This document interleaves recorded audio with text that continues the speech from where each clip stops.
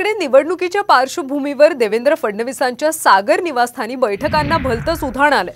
दीपक केसरकर आणि फडणवीसांमध्ये चर्चा झाली तर दुसरीकडे किरण सामंत ही देवेंद्र फडणवीस यांची भेट घेणार आहेत। रत्नागिरी सिंधुदुर्गचा तिढा आजच मार्गी लागण्याची दाट शक्यता वर्तवली जाते।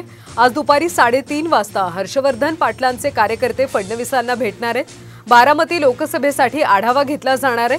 नाराजी दूर करण्यासाठी फडणवीस पदाधिकाऱ्यांशी संवाद साधणार आहेत। दरम्यान रामदास आठवले देखील आज दुपारी 2 वाजता देवेंद्र फडणवीसांची भेट घेणार आहेत। शिर्डीच्या जागेवरून आठवले नाराज असल्याची माहिती आहे।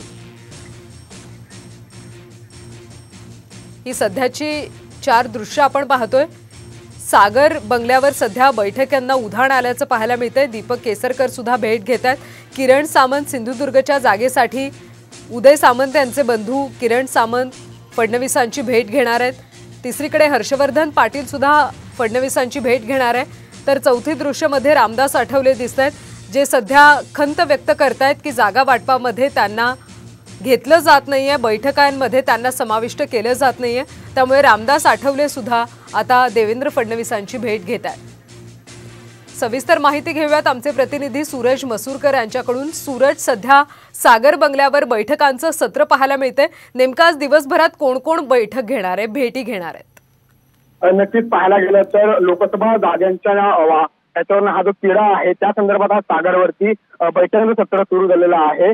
शिरूरमधील उच्च उमेदवार जे मंगलदास बांदल आहेत ते सागर बंगल्यावरती दाखल झालेले आहेत फडणवीसांच्या भेटीसाठी। तसेच किरण सामंत जे रत्नागिरी सिंधुदुर्ग या जागेसाठी इच्छुक होते ते देखील थोड्या वेळामध्ये देवेंद्र फडणवीसांची भेट घेणार आहेत। कारण रत्नागिरी सिंधुदुर्ग ही जी जागा आहे ती कुठेतरी भाजपच्या वाटला जाणार असल्यामुळे किरण सामंत कुठेतरी नाराज असल्याची चर्चा आणि त्याचमुळे ते आज देवेंद्र फडणवीस यांची भेट घेणार आहेत। तसेच हर्षवर्धन पाटील हे देखील त्यांच्या शिष्टमंडळासह बारामती लोकसभेच्या जागेसाठी जे काय असेल त्यांच्या शिष्टमंडळासह भेट घेणार आहेत। आणि तसेच दीपक केसरकर, शालेय शिक्षण मंत्री दीपक केसरकर हे देखील सागर बंगल्यावरती दाखल झालेले आहेत। एकंदरीत रत्नागिरी सिंधुदुर्ग जागेचा वाद जो काही आहे त्या संदर्भात ही भेट म्हटली जाते। आणि चौथीकडे महत्वाचं म्हणजे केंद्रीय मंत्री रामदास आठवले हे देखील देवेंद्र फडणवीस यांची भेट घेणार आहेत। त्यांनी भाजपकडे काही जागा मागितल्या होत्या लोकसभेसाठी, मात्र त्यांना देखील विश्वासात घेतलं जात नाही आणि त्यामुळे कुठेतरी रामदास आठवले यांनी नाराजी व्यक्त केली होती आणि ते देखील आज सागर बंगल्यावरती देवेंद्र फडणवीस यांच्या भेटीसाठी येणार आहेत। एकंदरीत जर का पाहायला गेलं तर आज सागर बंगल्यावरती ज्या लोकसभा जागेचा तिढा आहे, ज्या लोकसभा जागेच्या तिढे वरती आज चर्चा होण्याची शक्यता आहे। खरं तर आपण बघतोय सूरज, देवेंद्र फडणवीसांची भेट घेतली, मध्यस्थी त्यांनी केली तर अनेक प्रश्न सुटतात। तर आजचे प्रश्न हे सुटू शकतात का?